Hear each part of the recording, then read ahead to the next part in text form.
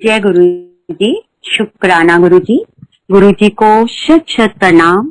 गुरु जी की संगत को मेरा नमस्कार और विक्रम अंकल और बाकी सब ऑर्गेनाइजर को भी मेरी तरफ से जय गुरु जी। संगत जी, गुरु जी के साथ जर्नी हम सबकी छोटी बड़ी जैसी भी है, पर बहुत ही ब्यूटीफुल एक्सपीरियंस वाली जर्नी है। सबकी जर्नी में अलग अलग उतार चढ़ाव है। पिछले 15 महीने से हम सब एक दूसरे के साथ ये चीजें शेयर करते हैं और बहुत सी नई चीजें हम सीख रहे हैं। गुरु जी के सत्संग को मुझे नहीं पता आज किसके कारण से मुझे यह आज्ञा मिली। आज दरबार लगाया हुआ था, उसमें जैसे ही जोत जली तो एक फोन बजा, अननोन नंबर था और क्योंकि जोत जला चुके थे, वाणी शुरू हो गई थी, मुझे लगा अभी नहीं उठाती। फिर पता नहीं क्या लगा कि चलो उठा लो, कोई अर्जेंट हो सकता है। जैसे ही फोन उठाया आवाज आई, मैं विक्रम अंकल बड़े मंदिर से बोल रहा हूँ। शुक्राना गुरु जी। एक घबराहट सी हुई कि सत्संग इधर भी करना है उधर भी करना है, बट विक्रम अंकल ने एक ही बात बोली, आंटी इसमें क्या है, आप दरबार में बैठे हैं, दरबार में बैठे बैठे ही सत्संग कर लीजिएगा। शुक्राना गुरु जी। आज इस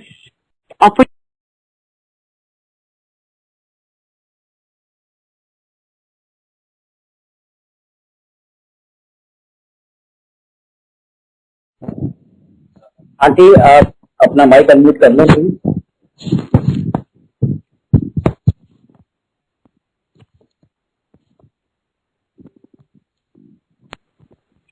हेलो। हेलो। हाँ सॉरी अंकल, कॉल आ गई थी। जय गुरु जी।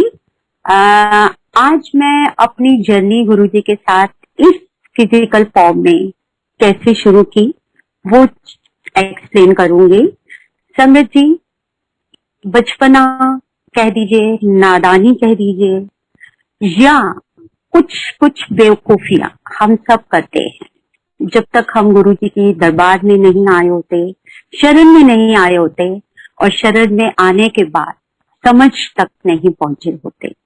तो मैं वो बचपने की और नादानियों के कुछ एक्सपीरियंसेस आप सबके साथ शेयर करूंगी गुरु जी की आज्ञा से और उनकी ब्लेसिंग से। संजय जी, मैं एक कॉमन मैन, एक मिडिल क्लास इंसान, सेल्फ मेड फैमिली की पर्सन थी। बचपन से ही जो गुरुजी हमें समझाते हैं उससे ज्यादा समझ थी मेरे में कि मैं एक पढ़ी लिखी, एक फेयर डील वाली, नॉर्मली लोगों की हेल्प करने वाली और सेल्फ मेड ह्यूमन बीइंग हूँ। तो मुझे किसी गुरु की क्या जरूरत है। हाँ, मैं ईश्वर में विश्वास करती थी और वो भी भोलेनाथ के नाम से, शिव जी के नाम से, बट ह्यूमन बॉडी में भगवान हो सकता है ये समझ नहीं थी और ना ये बिलीव पे मैं बिलीव करना चाहती थी। मैं बड़ी ईमानदारी से दरबार में ये बात मान रही हूँ कि मैं बिल्कुल ह्यूमन बॉडी में भगवान आ सकते हैं नहीं मानती थी और थोड़ा बहुत मैं उस चीज को पसंद भी नहीं करती थी और कोई जाता था किसी गुरु के पास तो मैं उसे रोकना नहीं चाहती थी। जैसे आ गया जो जर्नी थी। तो संगति, हम सबको मालूम है जब गुरुजी एम्पायर एस्टेट में बैठते थे तब की बात है, मेरी सिस्टर के बॉस वहां जाते होंगे। एक बार वो मेरी सिस्टर को वहां ले गए, छोटी सिस्टर को, और उस वक्त संगत जी हम इतने डेयर नहीं होते थे या हमें इतनी खुली आज्ञा गुरुजी से नहीं मिली हुई थी कि कोई भी किसी को भी उनके दरबार में ले आए, जब तक कि गुरुजी खुद नहीं बोलते थे या कोई सेवादार से आज्ञा नहीं दिलाते थे। तो ये बात है सन 2000 की, जब मैं गुरुजी से पहली बार मिली। उससे 1 साल पहले से मेरी सिस्टर मुझे बहुत बार बोल चुकी थी कि तुम चलो, एक गुरुजी हैं वहां चलते हैं। बिकॉज संगति, I was suffering from ulcerative colitis. आजकल ये बीमारी काफी कॉमन हो गई है, लेकिन उस टाइम ये बीमारी इतनी इंडिया में कॉमन नहीं थी। जो भी डॉक्टर देखता था, गैस्ट्रोन्टरोलॉजिस्ट, वो यही कहता था ये तो अमेरिकन बीमारी है, तुमने कैसे पाल ली। और इसकी दवाइयां वगैरह भी ऐसी थी जो मुझे सूट नहीं कर रही थी। तो अल्टीमेटली मुझे जब पीक सीजन आता था, जब सीवियर हो जाती थी ये प्रॉब्लम, तो मुझे स्टीरॉइड्स पे रख दिया जाता था। अब 2000 जून का मंथ था, पीक पे टाइम चल रहा था।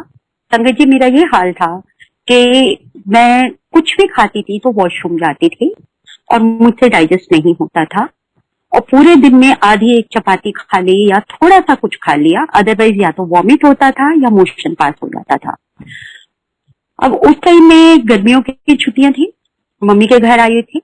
एंड संगत जी, आजकल तो हमें पता है बिजली की जाती ही कम है, बट उस टाइम में बिजली बहुत जाती थी और हम लोग के घर में इन्वर्टर जो होते थे बहुत लिमिटेड सप्लाई करते थे और बिजली उससे ज्यादा आ जाती थी। तो मुझे यही प्रॉब्लम होती थी, थोड़ी भी गर्मी हो एंजाइटी हो जाती थी, वॉमिटिंग आनी शुरू हो जाती, सफोकेशन होनी शुरू हो जाती। मेरी सिस्टर ने मुझे बहुत बार बोला था, एक बार वहां चल के देख, तेरी सारी प्रॉब्लम सॉल्व हो जाएंगी। बट मैं जिद में कि ऐसा क्या होगा, मैं अच्छा काम करती हूँ, किसी जरूरतमंद की हेल्प करती हूँ, ईमानदारी से अपनी लाइफ जी रही हूँ, मैंने कोई चीटिंग नहीं की है, मैं प्रॉपरली टाइम पर भगवान की पूजा भी दिन में एक आध बार कर लेती हूँ, उन्हें प्रेयर भी कर देती हूँ और पॉजिटिव रहती हूँ। तो उसके बाद मुझे किसी गुरु की जरूरत नहीं है।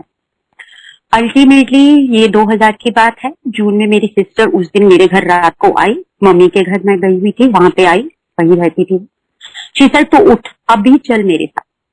आई से मैं कहीं नहीं जा सकती और तुम कहाँ ले जा रहे हो, वहां पे मुझे हर आधे घंटे में वॉशरूम जाना होता है, मैं गाड़ी में बैठ के नहीं जा सकती। शीतल नहीं, तुम्हें जाना पड़ेगा, और वो मुझे जबरदस्ती ले गई। संगत जी, उस टाइम हम लोग सूर्यनगर विवेक विहार की साइड रहते थे। विवेक विहार से अंधेरिया मोड़ से एम्पायर एस्टेट, घंटा 1.5 घंटा रास्ता लगता था। और आप बिलीव नहीं करेंगे, पानी पीते ही जो पर्सन वॉशरूम भागता है, मैं उसके साथ गई, बस एक चीज पूछी थी, मुझे ये बता दे कि वहां पे वॉशरूम तो अवेलेबल होगा। और हम में से जो भी एम्पायर स्टेट गए हैं, हमने देखा था शुरू में जहां गुरुजी दरबार में बैठते थे उसके सामने ही, किचन के सामने एक वॉशरूम हुआ करता था, जहां पे सबके बीच में हमें उस वॉशरूम को यूज करना पड़ता था। तो ये तो बहुत छोटी छोटी बातें हैं।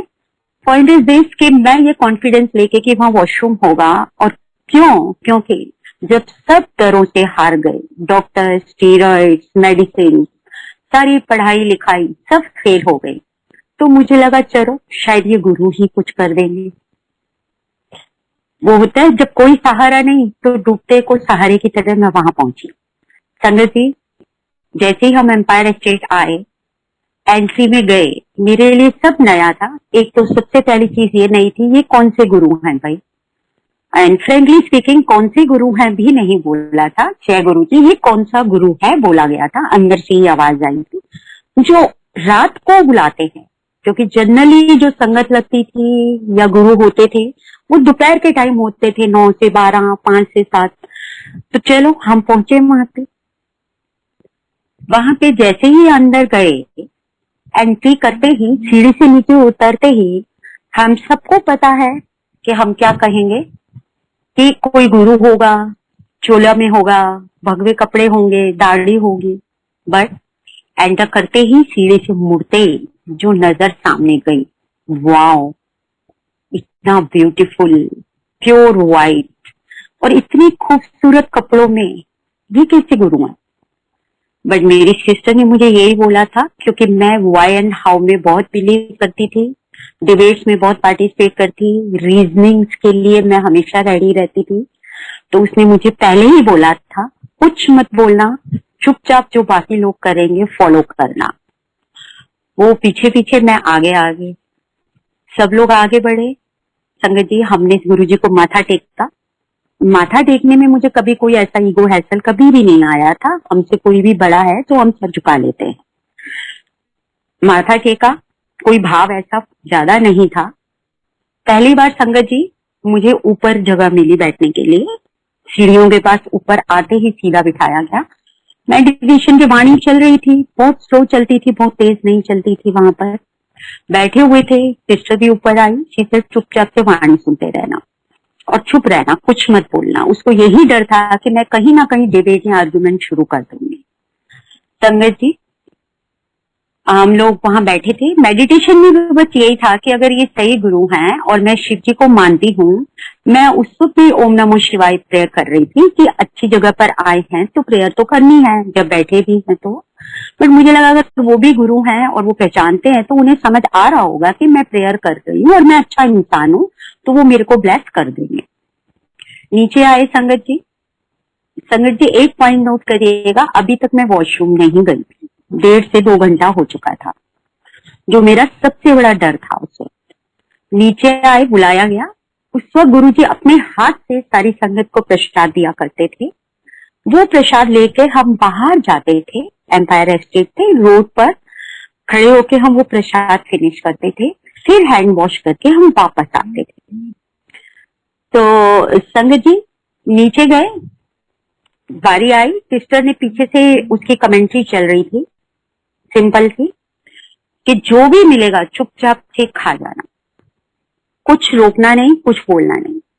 एंड संगत जी यू वोंट बिलीव, जब मैं आगे आई गुरुजी के हाथ से मोतीचूर का बड़ा वाला लड्डू, जो 200-250 ग्राम वाला बड़ा होता है, वो लड्डू उन्होंने मेरे हाथ में दिया। दोनों हाथ भर के मैंने वो लड्डू लिया एंड शी सेड सीधे बाहर निकल जा, आवाज मत करियो। सीधा पुश करके हम बाहर आए।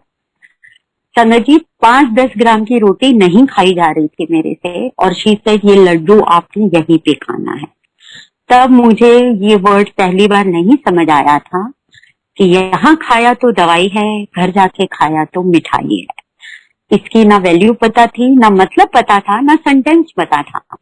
बट क्योंकि सिस्टर लेके आई थी, उसको उनके बॉस से आज्ञा मिली थी, और वो गुरुजी का आदेश था कि गुरुजी ने उनको बोला था कि सडले जनु सडनाई, और उन्होंने बोला था, मेरे माइंड में आपकी सिस्टर का ही ध्यान आया था कि वो बहुत बीमार रहती हैं। संगत जी 1 साल लगातार गुरुजी का इन्विटेशन था।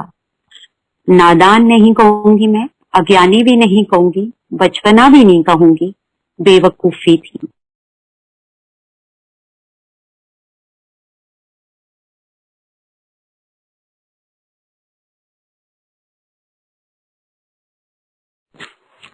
आंटी प्लीज आप अपना माइक अनम्यूट कर लें।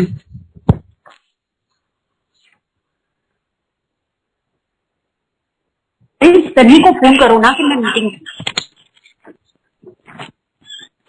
जय गुरु जी। अंकल अनम्यूट हो गया? जी आंटी। हाँ सॉरी अंकल, वो बेटे का ना बाहर है, फोन आया था बार बार बीच में। जय गुरु जी। इसका भी एक सत्संग है, अभी वो भी मैं शेयर करूंगी।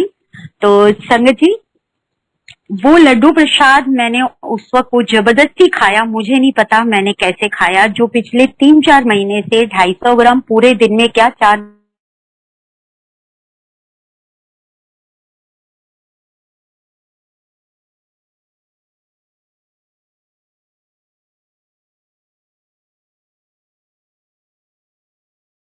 जने एक प्लेट में खा रहे हैं। संगत जी एंट्री के टाइम पर सबसे बड़ी बात ये देखी हमने कि मुझे पहले तो ये लगा ये कैसी जगह आ गए हैं। मैं किसी पॉलिटिशियंस में इतना इंटरेस्ट नहीं रखती थी, ना रखती हूँ, बट मुझे उनकी फेसेस भी पता नहीं होते थे। तब मीडिया और फेसबुक वगैरह भी इतना नहीं था। बस एक मेनका गांधी जी को मैं पहचानती थी, जिनको मैंने वहां बैठे देखा, और कुछ इस तरह के लोग जो full of diamonds and jewellery, elite class वाले स्टाइल के लग रहे थे। तो मैं यही सोच रही थी कि कहाँ आ गए यार, ये जगह मेरे लिए तो है नहीं, क्योंकि हम लोग मिडिल क्लास लोग हैं, यहाँ पे कौन सी बर्बाद में ये ले आई है, यहाँ हम कैसे खप पाएंगे। मुझे नहीं पता गुरुजी ने क्यों बुलाया था, कैसे चूज किया था, और इस क्वेश्चन का आंसर मुझे आज तक नहीं मिला है। This is the last question जो आज की डेट में मेरे मन में है, जिसका आंसर गुरुजी से मैं पूछती हूँ, और कोई क्वेश्चन, कोई व्हाई एंड हाउ मेरे माइंड में अब नहीं रहा है। बट यही क्वेश्चन है कि मुझ में ऐसा क्या था गुरु जो तुमने मुझे अपने दर पे बुलाया, और अगर बुलाया है तो इस लायक रखना कि मेरा भी मान रहे, आपका भी मान रहे, और संगत का भी मान रहे। जय गुरु जी। हाँ संगत जी, तो हम आए, बैठे। संगत जी अल्सर सीवियर था, मसाले बंद थे, खाना बंद था, लेकिन वही जो गुरु जी का जादू है। तीखी मुझे सब्जियां याद नहीं है आज भी, लेकिन ये याद है कि उसमें खूब सारी चटनी थी मिर्ची की, और वो बोला गया था इसको खाना है, फिनिश करना है। 200-250 ग्राम का लड्डू, ऊपर से 2 चपाती, इतनी सारी सब्जी। और तब गुरुजी के जो लंगर प्रसाद आता था उसमें भी 4 बर्फी या 4 लड्डू जरूर होते थे, छोटे वाले। हलवा प्रसाद अब मिलता है, पहले लंगर प्रसाद में जनरली लड्डू या इमरती या मिठाई हुआ करती थी कोई। और पहले गुरुजी भी मीठा बांट देते थे। मुझे तो यही नहीं समझ आ रहा था कि मैं इतना कैसे खाऊंगी और कैसे डाइजेस्ट करूंगी, कहीं वोमिट ना आ जाए।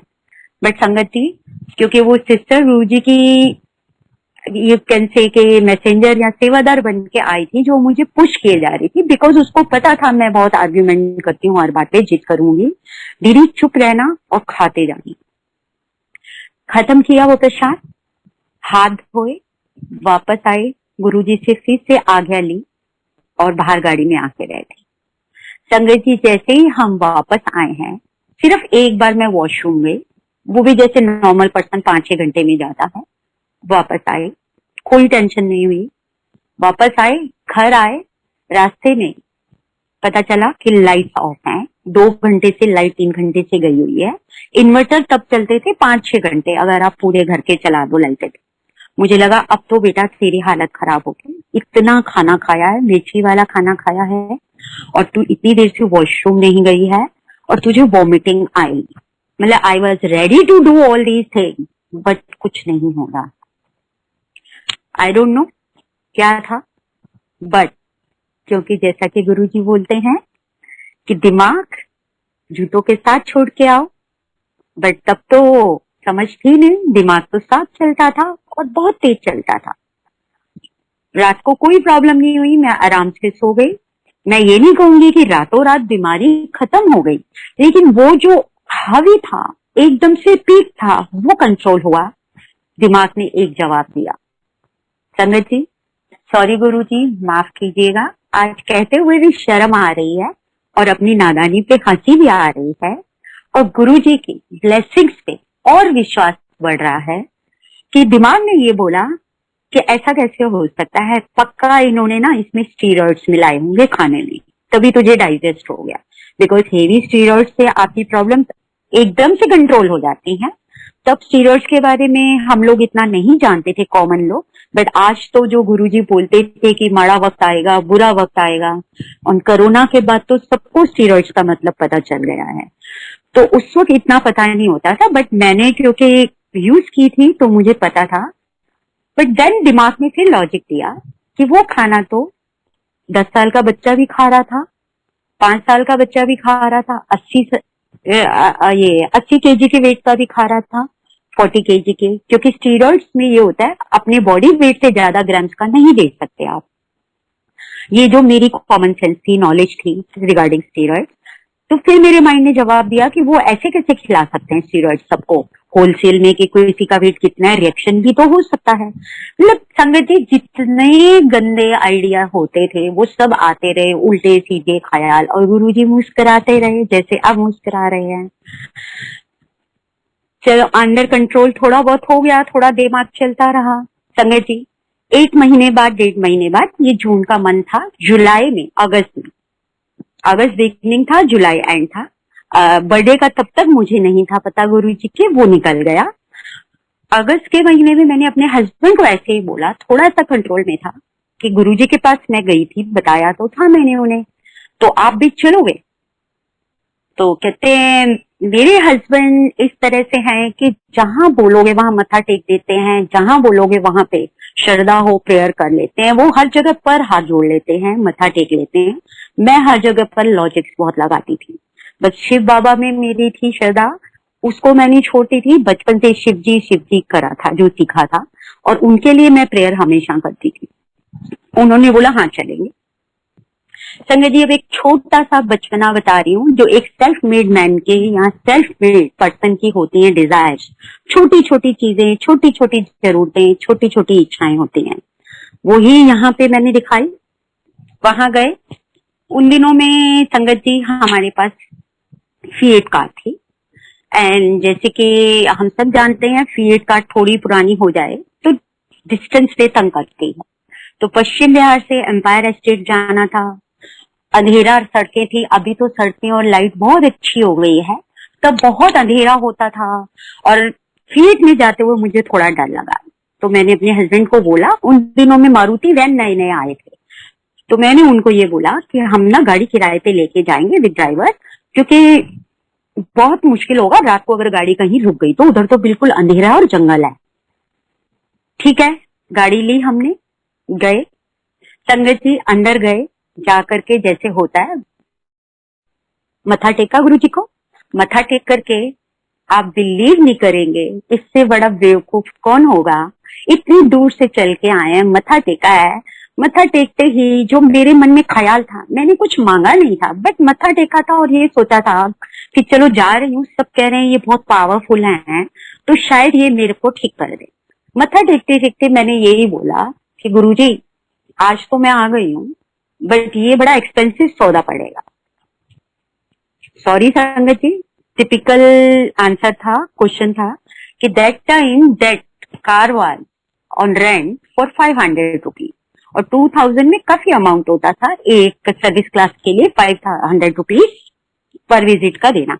तो मैंने मत्था टेक के बोला गुरुजी जो भी है आई हूँ आज मैं, लेकिन ये तो बहुत महंगा सौदा पड़ेगा आपसे मिलने का कि 500 every time I can't spend.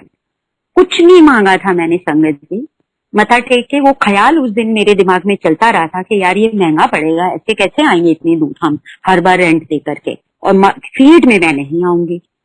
वापस आ गए हम, इतने में मेरे हस्बैंड ने मुझे बोला कि श्वेता तू यहाँ किसी को जानती है?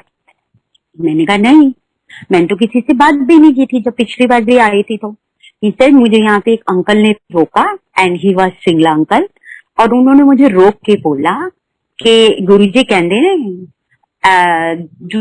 जुतियां दे नाल ना अपना दिमाग पार रख के आया करो, पर टीचर का दिमाग होता है ना, इन्हों थोड़ा ना लॉजिक ज्यादा लगता है, समझाने में टाइम लगता है। सॉरी संगत जी, मुझसे पंजाबी ठीक से बोली नहीं जा रही, उसका पर्पस मीनिंग यही था कि टीचर्स के दिमाग को संभालने के लिए बहुत टाइम लगता है, उनके लॉजिक्स बहुत होते हैं, और गुरुजी हमेशा यही बोलते हैं कि जूतों के साथ अपना दिमाग छोड़ के आया करो। संगत जी मैंने वहां किसी को कुछ नहीं बताया था, किसी से बात नहीं की थी, मेरे हस्बैंड ने किसी से बात नहीं की थी, सिंगला अंकल ने मेरे हस्बैंड को ये मैसेज दिया and by profession I am teacher.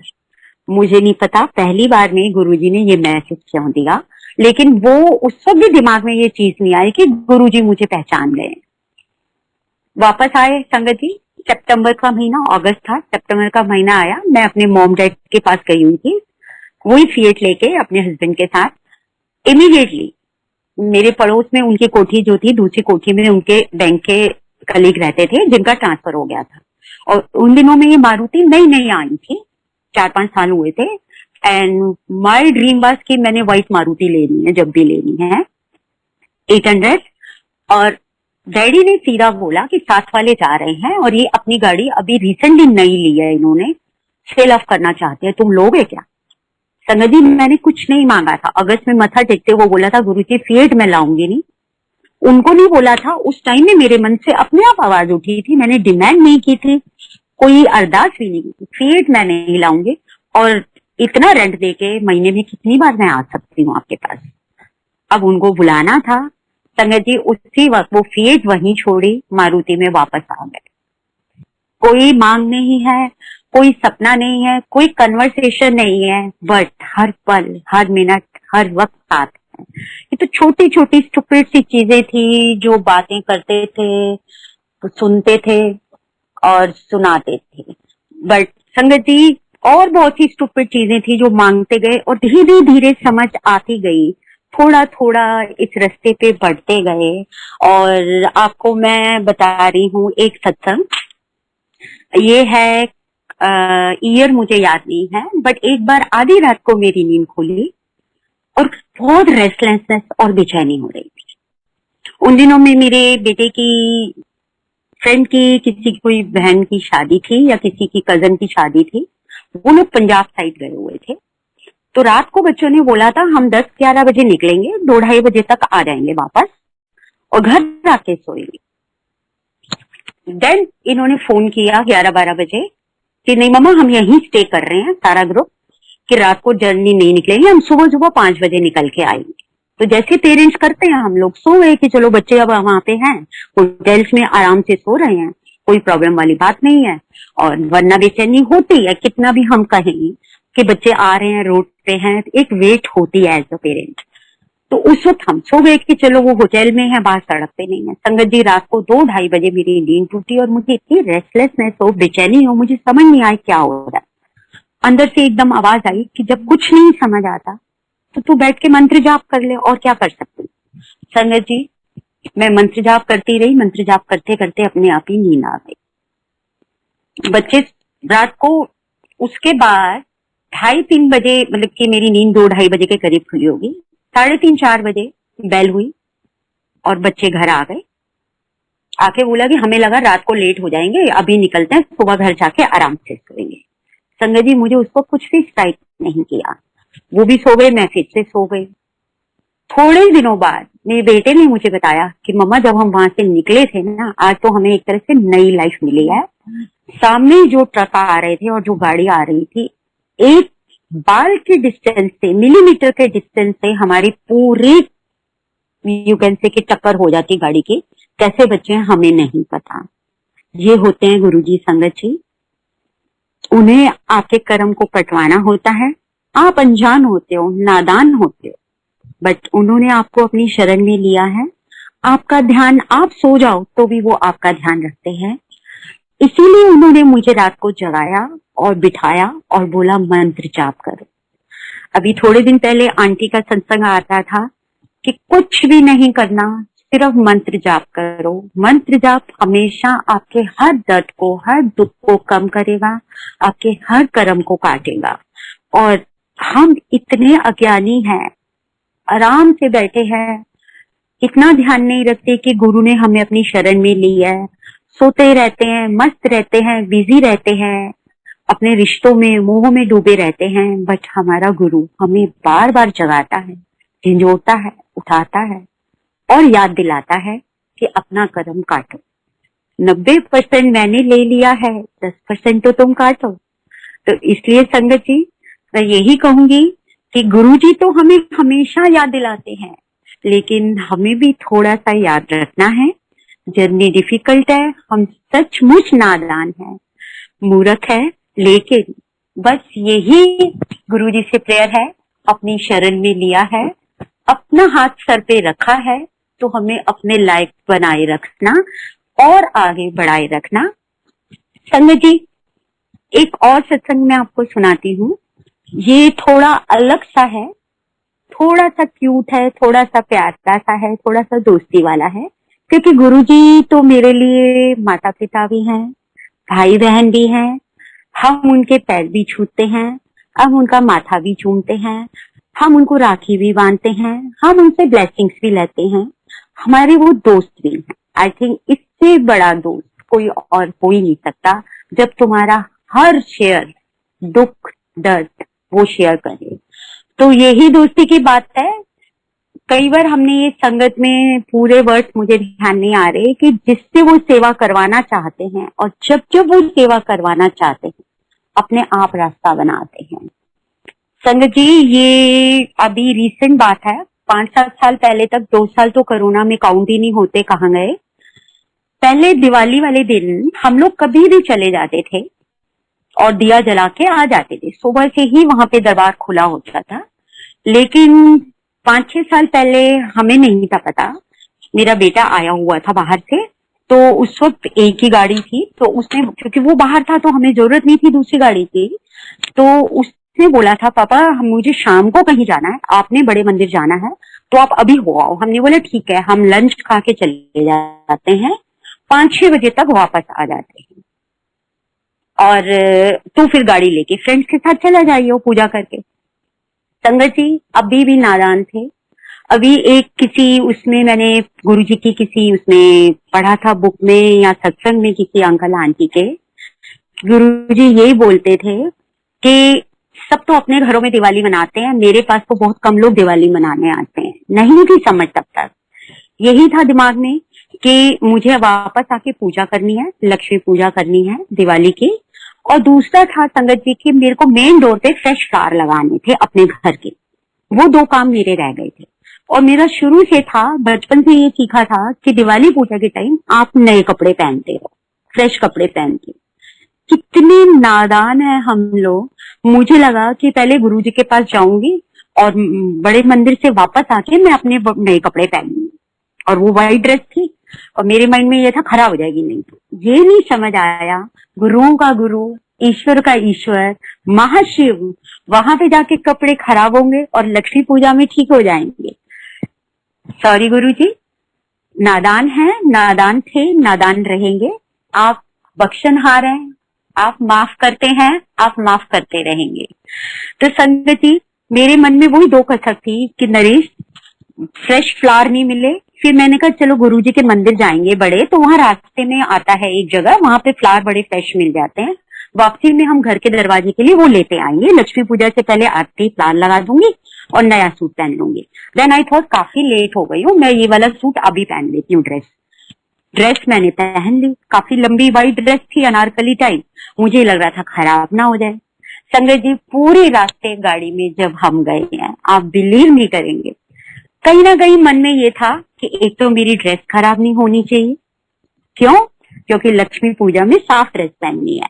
दूसरा था मेरे घर की, माइंड करिएगा संगत जी, मेरे घर की, मैं छूटा नहीं था अभी, मेरे घर के दरवाजे पे फ्रेश शाल रखने हैं।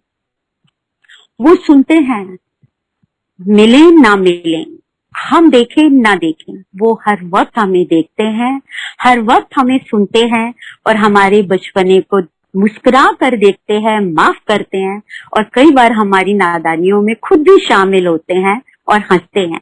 जैसे एक माँ एक बालक को देखती है बदमाशी करते हुए, नादानी करते हुए। तो संगत जी, उस दिन गुरुजी भी मुस्कुरा रहे थे। जैसे ही हम बड़े मंदिर पहुंचे, पता चला आज दिवाली के लिए शाम को दर्शन शुरू होंगे 5 बजे। मेरे को तो बहुत अजीब लगा कि हम पिछले साल तक तो यहाँ आए थे, आपने हमें बताया नहीं, कोई मैसेज नहीं था। तो मैंने अपने हस्बैंड को बोला, उन्होंने बोला अच्छा आप बाहर सामने जो शिव मूर्ति है गणपति के सामने मत्था टेक लीजिए, बाकी दरबार में आप अंदर नहीं जा सकते, और कैंडल्स आप यहाँ रख जाइए, बाद में जल जाएंगे। संगत जी, थोड़ा सा सैड हो गई मैं कि अंदर जाने नहीं दे रहे हैं, और मैंने कहा चलो मत्था टेकते हैं, और घर तो पहुंचना ही था। आप बिलीव नहीं करेंगे, वो बुलाते हैं और हम ना समझ ये भी नहीं मानते कि उन्होंने हमें ओब्लाइज किया है, हमें ब्लेस किया है। इतने में एक अंकल ने मुझे बोला, ये समाधि के पास वाला जो एरिया, तब ये ओपन एरिया था, वहां पे इन्होंने ये बोला कि आंटी आप सेवा करोगे क्या? कितनी बड़ी अपॉर्चुनिटी, कितनी बड़ी ब्लेसिंग। और मैं अपने हस्बैंड की तरफ देख रही हूँ, सेवा करोगे? मैंने कहा कितनी देर होगी अंकल? पहला क्वेश्चन, नेगोशिएशन, बार्गेनिंग। अंकल ने बोला आंटी करनी है तो 2.5-3 घंटे तो करनी पड़ेगी। मैंने अपने हस्बैंड की तरफ देखा, मैं कहा नरेश सुनो ये क्या कह रहे हैं। तो जैसा कि आपको मैंने बोला था, ये तो फटाफट से हाँ ठीक है करेंगे अंकल, कोई बात नहीं। और मेरे माइंड में था कि मुझे घर जाना है और फूल खरीदने हैं, पूजा करनी है, बच्चे को गाड़ी देनी है, उसको आगे जाना है। जैसे गुरुजी बोलते थे, आंटियां सिर्फ अपनी फैमिली के बारे में सोचती रहती हैं। उन्होंने बोला हाँ ठीक है करेंगे। अंकल ने बोला ठीक है, पीछे से दरबार के पार्किंग के पीछे से जाइए, पीछे के दरवाजे से मगू आंटी होंगी, उन्हें बोलना आपको वो सेवा दे देंगी। हम दोनों अंदर गए। संगत जी, अंदर जाते ही आप बिलीव नहीं करेंगे, मेरे 2 ही क्वेश्चन थे। एक था कि मेरा सूट खराब नहीं होना चाहिए, दूसरा था मेरे माइंड में जो पैनिक कर रहा था कि मेरे घर के दरवाजे को मैंने डेकोरेट करना है आज के दिन, दिवाली के दिन, क्योंकि लक्ष्मी माँ आएंगी। संगत जी, अंदर जाते ही पहली चीज जो आंटी ने मुझे बोली, बड़ा सा मुझे नैपकिन पकड़ाया और बोला जहां पे शिव जी की मूर्ति रखी है वो बाहर थी, गुरुजी का स्वरूप भी बाहर था, वहां पे एरिया में थर्मोकोल से कुछ कटिंग हो रही थी तो उसकी बॉल्स बिखरी हुई थी। आंटी ने बोला श्वेता आंटी जाओ और ये सारी सफाई कर। संगत जी, हम सब जानते हैं थर्मोकोल की छोटी छोटी कटिंग के बाद जो बॉल्स गिरती हैं, अगर आप उसको समेटते हैं तो वो और बिखरती। वो पहली चीज, बॉल्स इधर उधर बिखर रही हैं, मैं उन्हें उठा रही हूँ, पूरा सूट नीचे घूम रहा है।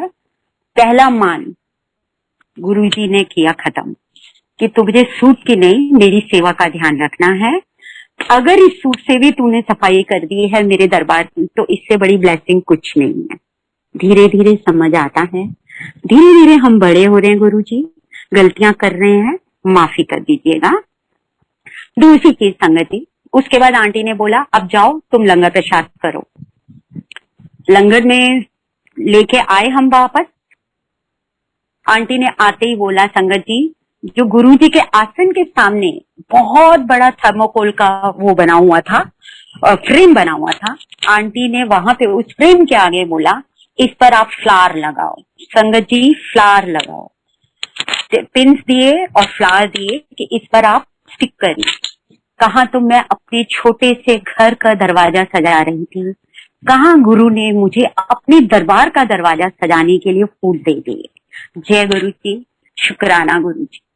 गुरु जी, ये छोटी छोटी चीजें हैं जो बाद में आपको समझाती हैं कि आपका गुरु आपके हर बचपने को, हर नादानी को देखता है, मुस्कुराता है और आपकी छोटी छोटी इच्छाओं को पूरा करता है। संगत जी, ये छोटी छोटी इच्छाएं हैं, छोटी छोटी भावनाएं हैं, पूरी होती हैं, चलती रहेगी जर्नी ऐसे ही। बट कई बार सत्संग में मैंने ये सुना है, लोग बोलते हैं कि मिरेकल्स करते हैं गुरुजी, मिरेकल्स करते हैं। और गुरुजी हमेशा यही बोलते थे, मैं चमत्कार नहीं करने आया यहाँ पे, तुम लोगों के विश्वास को बढ़ाने के लिए मुझे ये करना पड़ता है। और गुरुजी बिल्कुल सच बोलते थे, सही बोलते थे, सॉरी गुरुजी, बिल्कुल सही बोलते थे कि तुम लोग को मैं जो एक्चुअल चीज देने आया हूँ वो तुम्हें नहीं मांगनी आई। और अभी तक उसकी समझ नहीं आई है, क्योंकि यही नहीं समझ आया मुक्ति की डेफिनेशन क्या होती है, तो हम मुक्ति क्या मांगे। गुरुजी प्लीज आप हमें गाइड करिएगा कि उस रास्ते तक हम पहुंच पाए और आपकी रजा में ही अपनी रजा कर पाए। तो संगत जी, गुरुजी के यही होते थे कि कई बार कई लोग बोलते थे कि हम गुरुजी से कनेक्ट हुए हैं, हमारी लाइफ में कोई मिरेकल नहीं हुआ है। संगत जी, मेरा हमेशा अंदर से यही जवाब आया है कि अगर आज के कलयुग में, अगर हम इस 1.5 साल को छोड़ दें जिसमें कोरोना ने तो कलयुग को भी बहुत बड़ा कर दिया, अदरवाइज भी अगर आज के कलयुग में हम एक नॉर्मल लाइफ लीड कर रहे हैं, छोटे छोटे अप एंड डाउन के साथ, और कोई बड़ी प्रॉब्लम नहीं आ रही है, तो इससे बड़ा मिरेकल हमारी लाइफ में क्या हो सकता है? आप खुद सोच के बताइए। क्या हम तब अपने गुरु पे विश्वास करें या अपने सपोर्टर पे विश्वास करें जब पहले हमें वो पुश करके गिराए और फिर ऊपर उठाए? ना वो हमें गिरने दे रहा है, ना हमें बहुत ऊपर उठा रहा है, हल्के हल्के अप डाउन करके हमारी जर्नी को चला रहा है। इससे बड़ा मिरेकल, इससे बड़ी ब्लेसिंग मुझे मेरी छोटी सी समझ में तो यही आता है, और कुछ हो ही नहीं सकता है। संगत जी, छोटे छोटे प्रॉब्लम्स आए लाइफ में, छोटे छोटे चलते भी रहे, बट जैसा कि गुरुजी ने बोला था, हमें नहीं पता हम कितनी बड़ी गठरी लेके आए हैं, कितने बड़े पाप करके आए हैं। कई बार हमें लगता है कि उसने लेट ज्वाइन किया, उसने पहले ज्वाइन किया और मेरे को बाद में हुआ और मुझे कम रिटर्न मिल रहे हैं। हमें नहीं पता हमारे ऊपर कितना लोन है।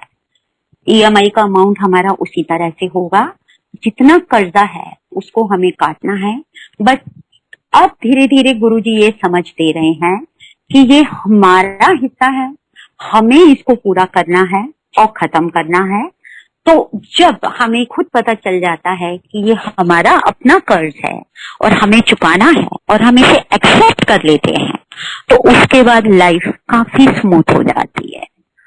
दर्द भी होते हैं, बेचैनी भी होती है, उठते भी हैं, गिरते भी हैं, बट एक विश्वास के साथ, सिर्फ एक विश्वास के साथ कि तू है, हमारे आसपास है, हमारे साथ है, हमेशा साथ है। सोते हुए, जागते हुए, उठते हुए, बैठते हुए, हंसते हुए, रोते हुए, हमेशा वो हमारे साथ है। और संगत जी, सबसे बड़ा मान हम सब के लिए ये है कि हम उनकी चॉइस हैं।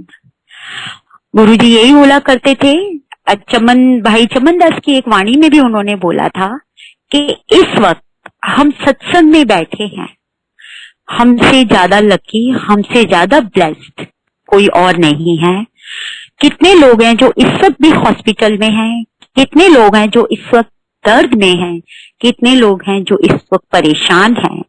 हम उन सब के लिए प्रेयर करेंगे, लेकिन शुक्राना करेंगे अपने गुरु को कि उसने अपने दरबार में हमें बैठने की जगह दी है और अपने साथ हमें बिठाया है। और अंकल कर सकती हूँ कुछ और शेयर? जी आंटी, बिल्कुल कर सकते हैं। अब एक छोटा सा सत्संग संगत जी शेयर कर रही हूँ। उम्मीद है कि मेरी बेवकूफियों को गुरुजी तो हमेशा ही ब्लेस कर देते हैं और हम सब इसको समझेंगे और हम सब जिस जर्नी पर हैं ये सीखेंगे कि हम गलतियां करके ही अपने गुरु के दर की तरफ बढ़ रहे हैं। संगत जी, मुझे नहीं पता क्या था, जब लोग बीच में शुरू हुआ सत्संग करना तो मेरे को भी एक दो जगह बुलाया गया। पहले तो मैं जा नहीं पाई, फिर धीरे धीरे वहां भी दरबार में मैंने जाना शुरू किया। तो पहली बार किसी आंटी ने बोला, आंटी खुद सत्संग शेयर करो। एंड सच है ये संगत जी कि मेरा प्रोफेशन टीचिंग का है, पब्लिक स्पीकिंग में भी मैं थी, बट पहली बार जब मैंने गुरुजी के बारे में बोलना शुरू किया, बिल्कुल वही हाल था जो एक डरे हुए बच्चे का होता है। मुझे समझ नहीं आ रहा था कि गुरुजी के बारे में मैं क्या बोलूं, मेरी क्या औकात है मैं उनके बारे में बोलूं। बस यही आज्ञा मिली कि जो तेरे पे बीता, जो तूने सीखा वो संगत के साथ शेयर कर दो। तो वही चीज आज भी पहली बार मैंने जब किया, मैंने विक्रम अंकल को यही बोला, विक्रम अंकल एक अनजाना सा बेचैनी है कि कहीं कोई गलती ना हो जाए, बट दरबार में बैठे हैं, गुरुजी बुलवा रहे हैं। तो वही मैं चीज बोल रही हूँ कि संगत जी काफी सत्संग में मैं जाने लगी और गुरुजी की कृपा से जो भी मैं शेयर करती थी संगत को कहीं ना कहीं आंसर मिलता था। जैसा कि हमेशा एम्पायर एस्टेट में भी यही कहा गया था कि गुरुजी जब खड़ा करते थे सत्संग करने के लिए तो वो किसी न किसी संगत के लिए आंसर होता था उसका। तो काफी जगह से मुझे ये रिस्पांस मिला कि आंटी आपने जो बोला वो हमें आंसर चाहिए था, हमारा क्वेश्चन था।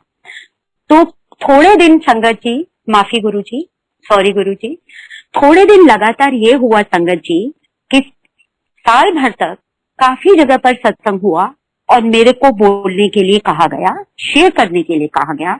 तो महीने में 3-4 बार मैं शेयर करने लगी। मैं वर्किंग भी थी, फिजिकली थोड़ी सी फ्रेजाइल हूँ, ज्यादा है एक्टिव नहीं हूँ, मैं स्ट्रॉन्ग नहीं हूँ, तो मैं थक जाती थी। फिर तो मैं थोड़ा सा सत्संग को कम करने लगी कि मैं नहीं जा पाऊंगी।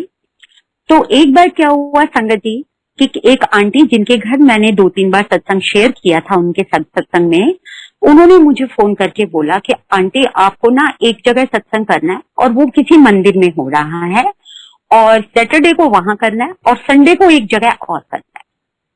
संगत जी, मुझे पता नहीं क्यों ऐसा ख्याल आया कि व्हाट्स गोइंग ऑन, ये हो क्या रहा है, कि मैं कहीं सिस्टर शिवानी तो नहीं बन रही कि हर हफ्ते एक फोन आ जाता है कि यहाँ शेयर कर दो, यहाँ शेयर कर दो। तो मुझे एकदम से आवाज आई अंदर से कि नहीं गुरुजी, मैं कोई ऐसी नहीं बनूंगी व्हाइट साड़ी पहन के सिस्टर शिवानी। बड़ी ईमानदारी से संगत जी बता रही हूँ जो इस पापी मन में भाव आए थे। संगत जी आप बिलीव नहीं करेंगे, मैंने आंटी को बोला, आंटी ने बोला 12 से 2 का संगत सत्संग है। मैंने कहा आंटी नहीं, मैंने अभी तक नाइट हुई भी नहीं और कल मेरे को अपना पेपर तैयार करना है, परसों पेपर देना है, काफी टाइम लगेगा, मेरे पास टाइम नहीं है। पता नहीं क्यों मुझे अंदर से लगा कि कहीं कुछ अलग हो रहा है जो मैं एक्सेप्ट नहीं कर पा रही थी, या पता नहीं समझ नहीं आ रहा था, अभी तक मैं उस भाव को नहीं समझी। संगत जी आप बिलीव नहीं करेंगे, आंटी ने 3-4 बार फोन किया, मैं नाम नहीं लूंगी उन आंटी का, मैंने संडे के लिए भी टाल दिया, सैटरडे के लिए भी टाल दिया। ये था दिसंबर का महीना। उसके बाद जनवरी में मैं भूल गई, जनवरी में मैं गई सत्संग पे, जिनके घर जाते थे और हमेशा वो मुझसे सत्संग करवाते थे। उन्होंने मुझे बोला, मैंने कहा नहीं मेरे अंदर से कोई आवाज ही नहीं आ रही है। जनवरी निकला, फरवरी निकला, गई मैं सत्संग पे, लेकिन एक भी सत्संग मैंने शेयर नहीं किया। कभी किसी ने मुझे बोला नहीं, क्या कभी मेरे अंदर से आवाज नहीं आई और मैंने ये बोल दिया मेरे को इस वक्त अंदर से कोई फील नहीं आ रहा है, मैं नहीं शेयर कर पाऊंगी। मार्च आते आते मुझे लगा कहीं मेरे से कोई गलती तो नहीं हुई गुरुजी, कहीं कोई बचपना तो नहीं हो गया। बेचैनी होने लगी कि मैंने कुछ गलती की है गुरुजी, समझ नहीं आ रही है। और वो तो ऐसे ही मुस्कुरा रहे थे, अपने स्वरूप में बैठे हुए हंस रहे थे कि कितनी नादानियां करती हूं मैं। अल्टीमेटली संगत जी, थोड़े दिन बाद मुझे रियलाइज हुआ ये तुमसे बहुत बड़ी गलती हुई है। सत्संग शेयर करना कोई सिस्टर शिवानी बनना या वो नहीं है कि तुम कुछ अलग चीज कर रही हो, कि जो चीज सोशली तुम्हें सिर्फ स्पिरिचुअली ले जाएगी और अलग का। क्योंकि उन दिनों में थोड़ा सा ये गुरु और स्पीकर्स के बारे में काफी कुछ न्यूज़पेपर में उल्टा सीधा भी आ रहा था, तो शायद वो चीज हावी हो गई मेरे पे। संगत जी, मैंने गुरुजी से लिटरली माफी मांगी संगत जी, और बोला गुरुजी मुझे माफ करो, मैं नहीं चाहती कि मैं बोलूं या कहीं पे सत्संग करूं या कोई भी क्रेडिट लूं कि मैं शेयर कर रही हूं, बट मैं आपसे माफी चाहती हूँ कि आपका गुणगान करने का हक मेरा मत छीनिए। जहां भी किसी संगत की सेवा करनी हो, उसके किसी क्वेश्चन का आंसर देना हो, तो आप प्लीज मुझे ब्लेस करिए। संगत जी, अब दिन रात मेरे मंत्र जाप के साथ मेरी ये प्रेयर चलती थी। एंड संगत जी, उसके बाद सेकंड सैटरडे को एक अंकल के घर सत्संग होता था। उनके घर एक बार मैंने सत्संग किया था। उनके यहाँ उतना ही सख्त डिसिप्लिन होता है जितना के एम्पायर एस्टेट में होता था। कोई अपनी मर्जी से सीट बदलना है, कुछ करना है, सेवा करना है, नहीं कर सकता था। और वहां मैं एक बार सत्संग शेयर कर चुकी थी, बट उस दिन वो अंकल आए और आकर के मुझे अंकल बोलते हैं, आंटी सुना है आप गुरुजी का गुणगान करते हो, तो आज आप गुणगान करोगे हमारे सत्संग में। अंकल, गुरुजी, आप संगत जी बिलीव नहीं करेंगे, मेरी आवाज चोक हो गई कि मेरी ये अरदास मान ली गई थी। गुरुजी ने मुझे माफ कर दिया था। मेरे में मैं नहीं आई थी। मैंने तब भी गुरुजी को यही बोला था, अब भी यही बोल रही हूँ, मेरे में मैं नहीं आई थी, बट मेरे में कुछ बेचैनी आई थी। गुरु को ये भी पता है कि अगर मेरे रास्ते पे चलते हुए तो बेचैन होते तो ठीक है, संभाल लो खुद को, टेक योर टाइम, मैं तुम्हारे साथ हूँ। वो मुझे नहीं छोड़ेंगे, उन्होंने मुझे नहीं छोड़ा था। सत्संग में मुझे इनवाइट किया गया था, मंदिर में मैं जाती थी, लेकिन मैं शेयर नहीं कर पाती थी। वो उन्होंने मुझे रोका था क्योंकि मैंने मांगा था उनसे। उन्होंने मेरे को अपने आप नहीं कहा था, लेकिन जैसे ही मैंने उस चीज के लिए, अज्ञानता के लिए स्वीकार किया और मैं तैयार हो गई अपने गुरु का गुणगान करने के लिए, प्योर हो गई, तो गुरु ने मुझे वो हक फिर से दिया और अपनी शरण में लिया। और वहां पे उस दिन वही हाल मेरा हुआ था।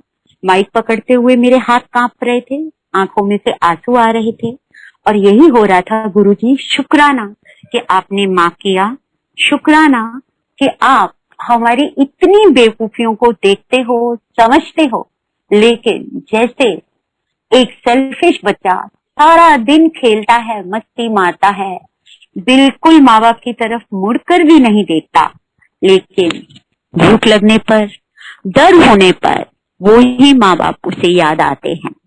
ऐसे ही हम हैं, नाशुक्रे हैं गुरुजी, नादान हैं, लेकिन आपके बच्चे हैं। आप ऐसे ही हमें माफ करते रहिए और यह करिए, इस तरह से ब्लेस करिए कि धीरे धीरे हम आपके समझदार बच्चों की कैटेगरी में आ जाएं।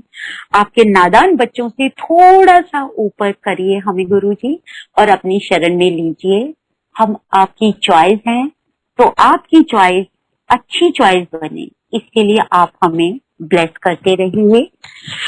एक सेंटेंस और याद आता है गुरुजी का, जो बजाज अंकल की बुक में भी लिखा हुआ है कि गुरुजी कई बार बोलते थे, तुसी मैनू कीड़े मकोड़ों वांगू लगदे हो। सॉरी अगर मेरी पंजाबी बहुत गलत हो, तो उसमें यही होता था कि गुरुजी ने एक दो बार ये बोला था बेचैन होके कि तुम सब मुझे कीड़े मकोड़ों की तरह लगते हो। सच में गुरुजी, हम उतने ही गंदे हैं, उतने ही बुरे हैं, इतना आपका ब्लेस किया हुआ सब कुछ है हमारे पास कि शुक्राना करने के लिए भी वर्ड्स नहीं है। इतना समेट रहे हैं हम अपनी झोली में, लेकिन समर्पण के लिए अभी भी हमारी मैं और ईगो आ जाती है, कई बार उठ जाती है। यही वो चीज है जो पहले दिन से आप हमें बोलते हैं कि छोड़ के आओ, बाहर छोड़ के आओ। तो गुरुजी, आपने अपनी शरण में लिया है, आपने हमें बख्शा है, तो अब इतनी ताकत भी बख्शिए, इतनी हिम्मत भी बख्शिए, इतनी सद्बुद्धि भी बख्शिए कि हम अपनी इस मैं को छोड़ दें। नरेंद्र अंकल के सत्संग में हमेशा ये बोला होता है, उनकी बात सबसे बड़ी मुझे ये याद आती है। वो बोला करते हैं, हमेशा बोलते हैं कि गुरुजी बोलते थे, पहली 8 पौड़ियां तो मैं चढ़ा देता हूं तुम्हें, आखिरी पौड़ी ना तुम्हारी मैं की पौड़ी होती है।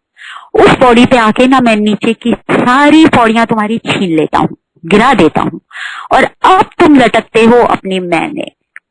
प्लीज गुरुजी, इस मैं को खत्म करवाइए, अपनी अनजान ताकत, अपनी अनजान शक्ति से बांधिए और इस सीढ़ी से हम सबको अपनी तरफ आगे बढ़ाइए, अपने रास्ते पे चलाइए, अपनी शरण में लीजिए और अपनी सारी संगत को ऐसे ही ब्लेस करते रहिए।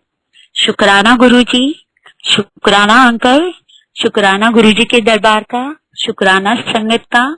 सब पर मेहर बनाए रखिए, सब पर अपनी कृपा बनाए रखिए। जय गुरुजी, शुक्राना गुरुजी।